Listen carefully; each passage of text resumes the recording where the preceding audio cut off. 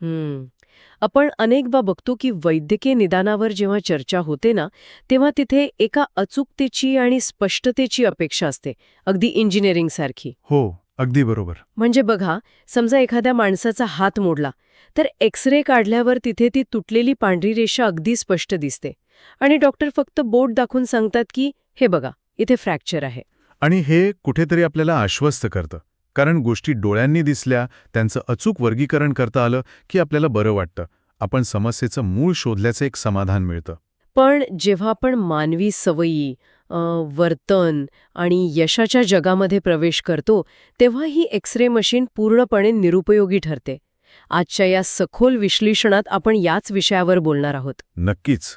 कारण आपण अशा एका चित्रफितीकडे पाहत असतो, जी मुळातच खूप धूसर आणि गुंतागुंतीची असते. तिथे कोणती एक स्पष्ट पांढरी रेषा नसते, जी दाखवून देईल, की अरे, इथेच सगळं चुकतंय. माणसाच्या सवयी या खूप अदृश्य धाग्यांनी विणलेल्या असतात. म्हणूनच हा दुसरपणा कुठेतरी कमी करण्याची गरज असते. जेम्स क्लिअर यांच्या ॲटॉमिक हॅबिट्स या अत्यंत गाजलेल्या पुस्तकातील संशोधनावर आज आपण चर्चा करणार आहोत आणि आपला मुख्य उद्देश हाच आहे की अतिशय छोट्या आणि क्षुल्लक वाटणाऱ्या सवयी दीर्घकाळात कसे प्रचंड मोठे परिणाम घडवून आणतात हे समजून घेणं. हो, आणि माहितीच्या ओझ्याखाली न दबता या सवयी रोजच्या जीवनात कशा रुजवायच्या यामागचं विज्ञान आपण उलगडणार आहोत. जे श्रोते सतत नवनवीन गोष्टी शिकण्यास उत्सुक असतात, पण वेळेअभावी आणि माहितीच्या अतिरेकामुळे नक्की काय करावं हे त्यांना समजत नाही, त्यांच्यासाठी आजची ही चर्चा एक अतिशय प्रभावी शॉर्टकट ठरू शकते. खरं तर या पुस्तकाची सुरुवातच एका अशा कथेने होते, जी आपल्या एका खूप मोठ्या गैरसमजावर प्रहार करते. कोणता गैरसमज? समाजात नेहमी असा विचार रुजलेला असतो की मोठ्या यशासाठी काहीतरी भव्य कृती करावी लागते. रातोरात यश मिळवण्याच्या कथा आपल्याला भुरळ घालतात. हो, ते तर आहेच. आपल्याला वाटते की काहीतरी मोठी झेप घेतली पाहिजे. पण सुरुवातीलाच हा भव्य कृतीचा गैरसमज दूर करणं गरजेचं आहे. जेम्स क्लिअर यांची स्वतःची जीवनकथा ह्याचं उत्तम उदाहरण आहे. कसं आहे, हायस्कूलमध्ये असताना एका बेसबॉल मॅचमध्ये त्यांच्या चेहऱ्यावर अतिशय वेगात बॅट आदळली. अरे बापरे. हो, आणि हा अपघात इतका भयंकर होता की त्यांच्या नाकाचा अक्षरशः चुराळा झाला. कवटीला तडे गेले आणि ते थेट कोमात गेले. त्यांच्या डोळ्याची बावली जागेवरून निखळली होती. ओम. तो प्रसंग ऐकताना अंगावर काटा येतो. त्या क्षणी त्यांचं संपूर्ण आयुष्य एका सेकंदात कोसळल्यासारखं झालं असेल. अगदी तसंच. आणि 8 महिन्यांच्या प्रदीर्घ उपचारानंतर जेव्हा ते पुन्हा मैदानात उतरले, तेव्हा त्यांना शाळेच्या टीममधूनही वगळण्यात आलं. किती निराशाजनक. हो ना. आणि इथेच त्यांच्या आयुष्याला एक वेगळं वळण लागलं. कोणतीही मोठी झेप घेण्यासारखी त्यांची शारीरिक किंवा मानसिक स्थितीच नव्हती. मग त्यांनी काय केलं? नंतर जेव्हा ते डेनिसन युनिव्हर्सिटीमध्ये गेले, तेव्हा त्यांनी कोणतीही मोठी किंवा अशक्य वाटणारी उद्दिष्टे ठेवली नाहीत. त्यांनी अतिशय छोट्या सवयींवर लक्ष केंद्रित केलं. म्हणजे अगदी रोजच्या साध्या गोष्टी. हो, रात्री वेळेवर झोपणं, अभ्यासाची खोली आवरून ठेवणं आणि रोज अगदी थोडा वेळ व्यायाम करणं, या खूप छोट्या आणि क्षुल्लक वाटणाऱ्या गोष्टी होत्या. पण ह्याच छोट्या सवयी साचत गेल्या असतील. अगदी बरोबर. काही वर्षांतच ते कॉलेजचे अकॅडमिक ऑल अमेरिकन खेळाडू बनले. ही ताकद आहे फक्त 1% सुधारण्याची. हे ऐकायला खूप प्रेरणादायी वाटतं, पण जर याला विज्ञानाच्या आणि गणिताच्या कसोटीवर तपासून पाहायचं झालं, तर आपण विमानाचं एक उदाहरण घेऊ शकतो. हो, ते विमानाचं उदाहरण खूप छान आहे. समजा एका विमानाने लॉस एंजेलिसहून न्यूयॉर्कला जाण्यासाठी उड्डाण केलं. पण उड्डाण करताना वैमानिकाने विमानाची दिशा केवळ 3.5 अंशांनी बदलली. 3.5 अंश म्हणजे अगदीच नगण्य बदल. हो, सुरुवातीला हा बदल कोणाच्याच लक्षात येणार नाही. विमानाचं नाक फक्त काही फूट हललेलं असेल. पण जेव्हा ते विमान संपूर्ण अमेरिका ओलांडेल, तेव्हा ते न्यूयॉर्कला पोहोचण्याऐवजी शेकडो मैल दूर वॉशिंग्टन डीसीमध्ये उतरेल. क्या बात आहे. छोटे बदल सुरुवातीला अजिबात दिसत नाहीत, पण अंतिम टप्पा पूर्णपणे बदलून टाकतात. विमानाचं हे उदाहरण त्यामागचं शास्त्र अगदी सोप्या भाषेत समजावून सांगतं. ब्रिटिश सायकलिंग टीमचे डिरेक्टर डेव्ह ब्रेल्सफोर्ड यांनी अगदी हेच तत्त्व एका संपूर्ण क्रीडा प्रकारात क्रांती घडवण्यासाठी वापरलं. British cycling team? त्यांचा इतिहास तर खूप खराब होता ना? हो, 2003च्या आधी त्यांचा इतिहास अतिशय निराशाजनक होता. तब्बल 110 वर्षात त्यांनी टूर डी फ्रान्समध्ये एकही विजय मिळवला नव्हता आणि ऑलिम्पिकमध्येही त्यांची पाठी कायम कोरीच होती. मग ब्रेल्सफोर्ड यांनी तिथे जाऊन काय जादू केली? त्यांनी तिथे येऊन एक नवीन सूत्र लागू केलं, ज्याला ते किरकोळ सुधारणांचे एकत्रीकरण म्हणायचे. म्हणजे सायकल चालवण्याशी संबंधित प्रत्येक गोष्टीचे छोटे छोटे तुकडे करायचे आणि त्या प्रत्येक तुकड्यात फक्त 1% सुधारणा करायची. पण त्यांनी जे बदल केले ते खरोखरच धक्कादायक वाटतात. कारण मी वाचलंय की त्यांनी फक्त सायकलिंगमध्ये सुधारणा केली नाही, तर सायकल चालवण्याशी थेट संबंध नसलेल्या गोष्टींमध्येही 1% सुधारणा शोधली. बरोबर. सायकलची सीट अधिक आरामदायी करणं, टायरची ग्रिप वाढवण्यासाठी त्यांना अल्कोहोल लावणं, हे तर त्यांनी केलंच. अल्कोहोल लावणं हे खूपच वेगळं आहे. हो, पण या व्यतिरिक्त रायडर्सना सर्दी होऊ नये म्हणून हात धुण्याची योग्य पद्धत शिकवण्यासाठी त्यांनी चक्क एका सर्जनला पाचारण केलं. अरे वा, म्हणजे आरोग्याची इतकी काळजी. हो ना. प्रत्येक रायडरला शांत झोप लागावी म्हणून त्यांच्यासाठी खास उषा आणि मॅट्रेस तयार केल्या. एवढंच काय तर टीमच्या ट्रकमध्ये आतून पांढरा रंग दिला. पांढरा रंग, त्यामागे काय लॉजिक होतं? विचार असा होता की पांढऱ्या रंगामुळे ट्रकमधली बारीक धूळही लगेच दिसेल. ही धूळ जर सायकलच्या गिअर्समध्ये गेली तर गतीवर सूक्ष्म परिणाम होऊ शकतो. या सगळ्या 1%च्या सुधारणा एकत्रित आल्या. आणि त्याचे परिणाम तर इतिहास घडवणारे होते. ऑलिम्पिकमध्ये सुवर्णपदकांची लयलूट आणि टूर डी फ्रान्समध्ये सलग विजय त्यांनी मिळवले. अगदी गणिताच्या भाषेत सांगायचं तर जर कोणी दररोज 1% प्रगती केली तर चक्रवाढ व्याजाप्रमाणे वर्षाच्या शेवटी ती व्यक्ती तब्बल 37 पट अधिक चांगली बनते. 37 पट? हे खूप मोठं आहे. पण इथे एक स्वाभाविक प्रश्न निर्माण होतो.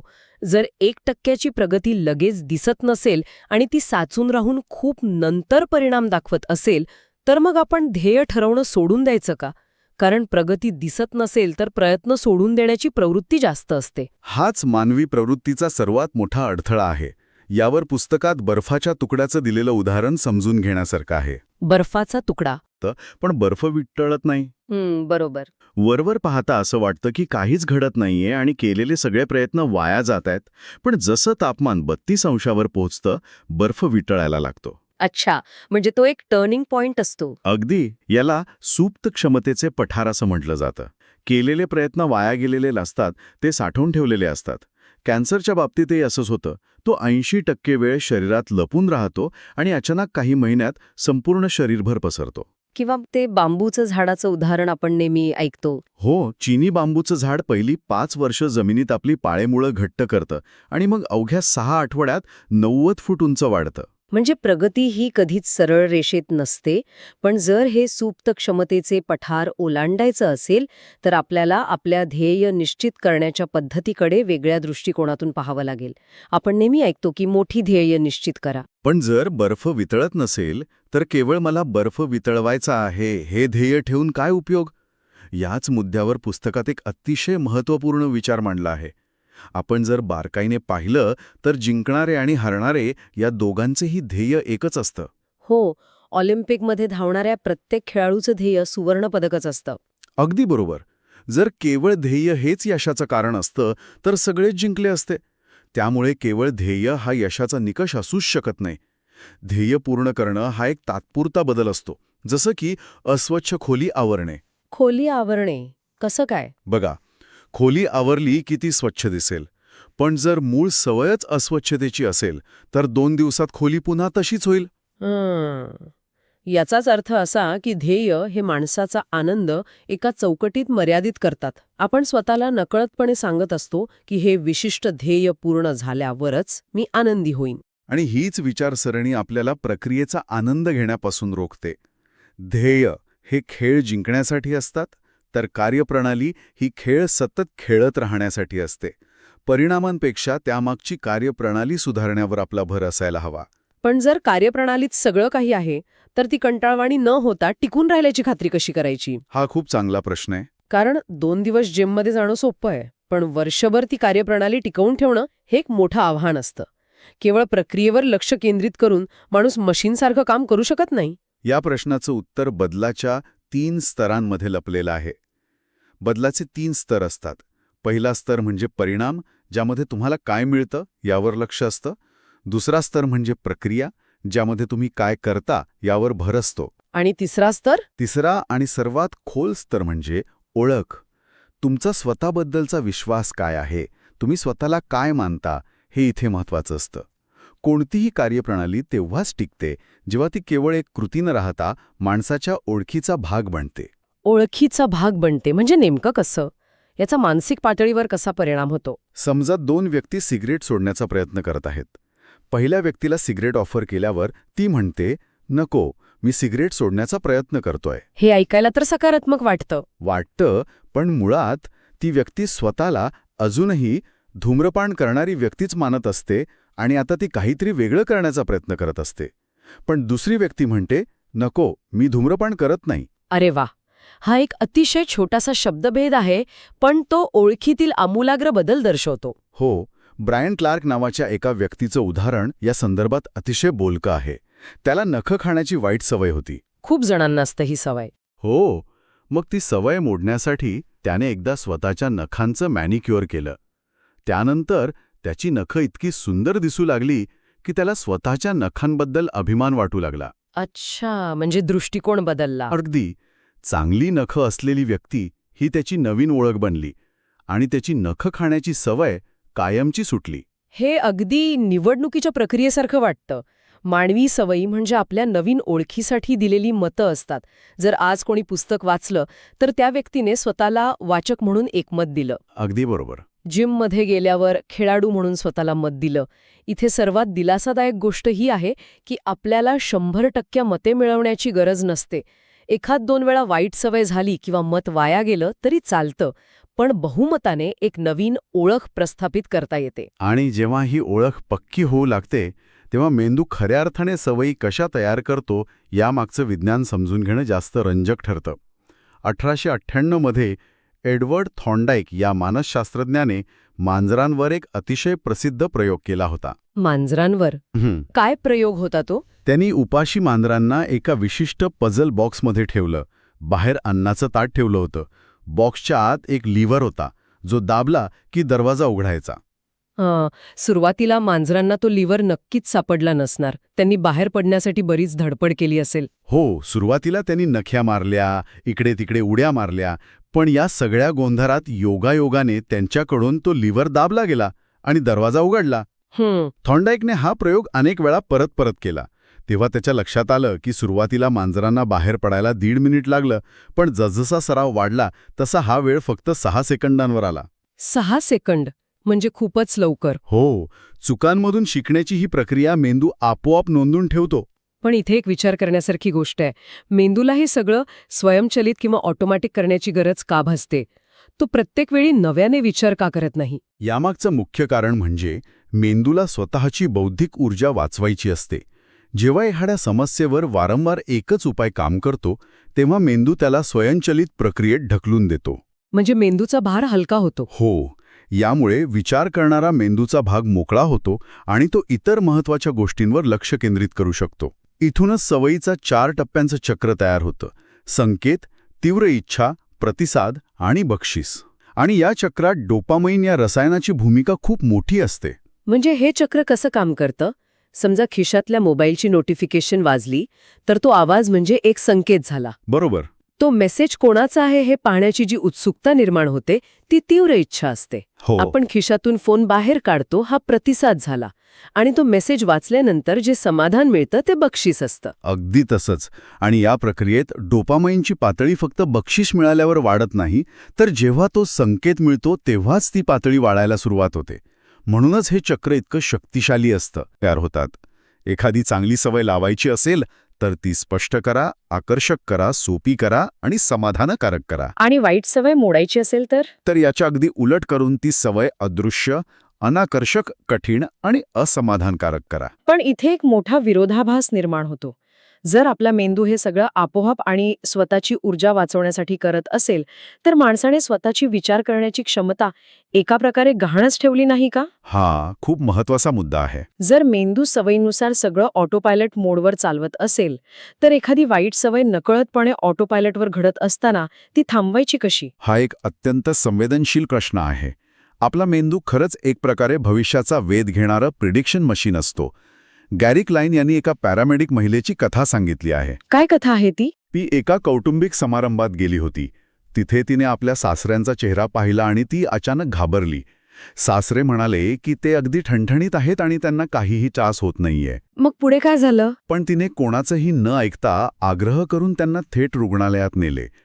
तिथे गेल्यावर तपासणीत समजले की त्यांच्या मुख्य रक्तवाहिनीला ब्लॉक होता आणि त्यांना काही वेळातच गंभीर हार्ट अटॅक येणार होता. अरे बापरे, हे खरंच आश्चर्यकारक आहे.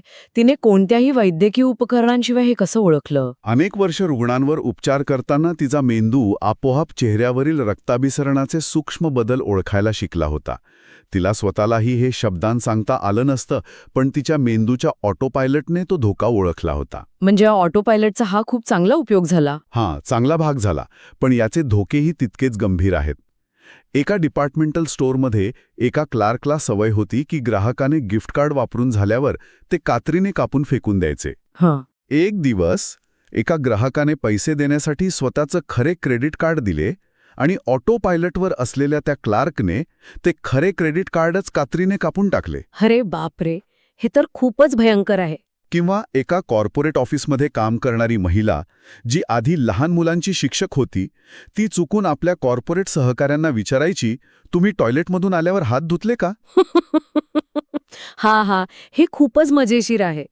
या उदाहरणावरून स्पष्ट होतं की जेव्हा गोष्टी अतिपरिचयाच्या होतात तेव्हा माणूस त्याकडे लक्ष देणं थांबवतो.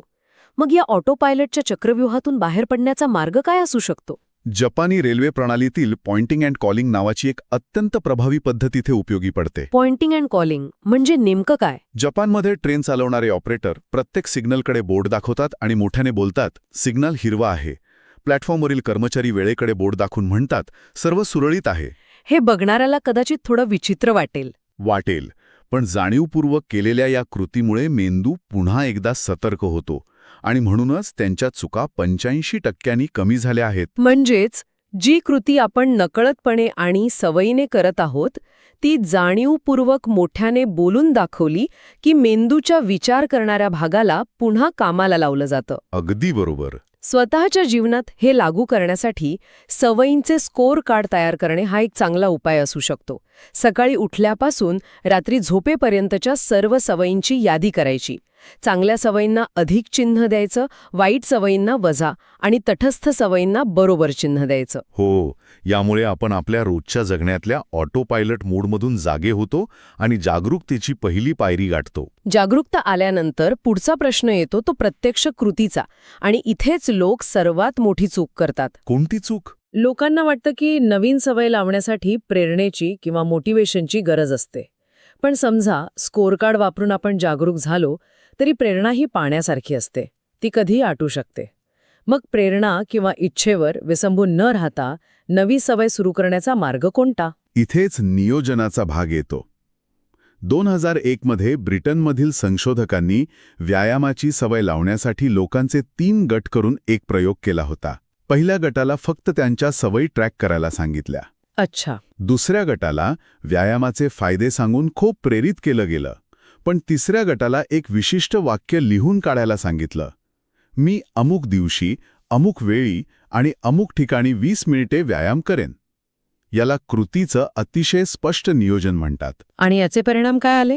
पहिल्या आणि दुसऱ्या गटातील ज्यांना फक्त माहिती किंवा प्रेरणा दिली होती त्यांच्यापैकी फक्त 35 ते 38% लोकांनी व्यायाम केला.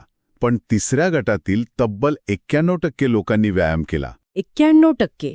हे तर खूपच प्रभावी आहे. यावरून हे सिद्ध होतं की लोकांना प्रेरणेची नव्हे तर स्पष्टतेची गरज असते. वेळ आणि जागा जितकी स्पष्ट असेल तितका मेंदू तो संकेत लवकर पकडतो. अगदी बरोबर.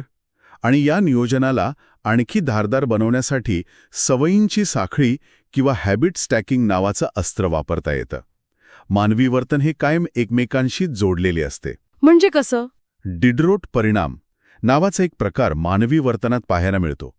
फ्रेंच तत्वज्ञ डेनिस डिडरोट याने एकदा एक अतिशय सुंदर असा लाल रंगाचा झगा विकत घेतला. पण तो झगा इतका सुंदर होता की त्याच्या घरातल्या जुन्या वस्तू त्याला खटकू लागल्या. म्हणजे मॅचिंग करण्याचा मोह झाला असेल? हो, मग त्याने त्या झग्याला साजेसं नवीन टेबल घेतलं, नवीन आरसा घेतला, नवीन खुर्च्या घेतल्या. एका नवीन खरेदीमुळे घरातल्या इतर वस्तू बदलण्याची साखळीच तयार झाली. हीच साखळी सकारात्मक पद्धतीने नवीन सवयी लावण्यासाठी वापरता येऊ शकते ना? हो, स्टॅनफर्डचे प्रोफेसर BJ फॉग यांनी ही हॅबिट स्टॅकिंग पद्धत मांडली. आपण आधीच करत असलेल्या एखाद्या सवयीच्या प्रवाहात नवीन सवय मिसळून दिली तर त्यासाठी वेगळी ऊर्जा खर्च करावी लागत नाही. याचं सूत्र कसं असेल? अतिशय साधा आहे. जेव्हा मी सध्याची सवय पूर्ण करेन तेव्हा मी लगेच नवीन सवय करेन. उदाहरणार्थ, रोज सकाळी कॉफी ओतल्यानंतर ही एक जुनी सवय झाली. मी लगेच 1 मिनिट ध्यान करेन, ही नवीन सवय झाली. म्हणजे हॅबिट स्टॅकिंग हे एका सकारात्मक साखळी प्रतिक्रियेसारखे आहे. जुनी पक्की सवय नवीन सवयीसाठी एक भक्कम ट्रिगर बनते. अगदी बरोबर. या सर्व संकल्पनांना एकत्र गुंफायचं झालं तर एक अतिशय स्पष्ट चित्र समोर उभं राहतं. भव्य यशाच्या मागे धावण्याऐवजी रोजच्या 1% सुधारणेवर लक्ष केंद्रित करणं अधिक शाश्वत आहे. आणि केवळ ध्येय निश्चित करण्यापेक्षा एक भक्कम कार्यप्रणाली उभारण्याला महत्त्व दिलं पाहिजे. कोणतीही सवय तेव्हाच मुळे धरते जेव्हा ती कृतीवरून ओळखीच्या स्तरावर पोहोचते. आणि या प्रवासात मेंदूच्या स्वयंचलित कार्यप्रणालीला समजून घेणं आणि गरजेच्या वेळी पॉइंटिंग अँड कॉलिंग सारख्या पद्धती वापरून ऑटोपायलट मोडमधून बाहेर येणं अत्यंत महत्त्वाचं ठरतं. तसेच प्रेरणेवर अवलंबून न राहता कृतीचं स्पष्ट नियोजन आणि सवयींची साखळी वापरल्यास कोणतेही बदल सहज घडून आणता येतात. या पुस्तकातील प्रत्येक मुद्दा आपल्याला याच वास्तवाची जाणीव करून देतो की मोठे बदल हे एका रात्रीत होत नाहीत, तर ते छोट्या कृतींच्या संचयनातून घडतात. या संपूर्ण सखोल विश्लेषणाच्या शेवटी सुरुवातीच्या त्या एक्स-रे आणि धूसर चित्राच्या उदाहरणाशी पुन्हा जोडला जाणारा एक विचार मनात येतो. आपण नेहमी भविष्यात काय वाढून ठेवलंय हे पाहण्यासाठी बाहेर एखादं एक्स-रे मशीन शोधत असतो. पण जर माणसाची ओळख त्याच्या सवयींतून घडत असेल आणि सवयी आजूबाजूच्या परिस्थितीनुसार आकार घेत असतील, तर आपल्यापैकी प्रत्येक जण स्वतःच्या जीवनाचा शिल्पकार असल्याचा जो दावा करतो त्यात किती तथ्य आहे? खऱ्या अर्थाने हे जीवन कोण घडवत आहे? माणूस नकळतपणे करत असलेल्या छोट्या छोट्या कृतींमधून उद्या त्याची अशी एखादी नको असलेली ओळख तर तयार होणार नाही ना, यावर श्रोत्यांनी नक्कीच विचार करायला हवा. खूपच सखोल विचार आहे हा. कारण शेवटी आपलं भविष्य हे आपल्या आजच्या छोट्या सवयींमध्ये लपलेलं असतं. या विचार करायला लावणाऱ्या प्रश्नासह आपण आजची चर्चा इथेच थांबूया. एका नवीन आणि माहितीपूर्ण विश्लेषणासह आपण लवकरच भेटू. तोपर्यंत स्वतःच्या छोट्या सवयींवर जाणीवपूर्वक लक्ष ठेवायला विसरू नका.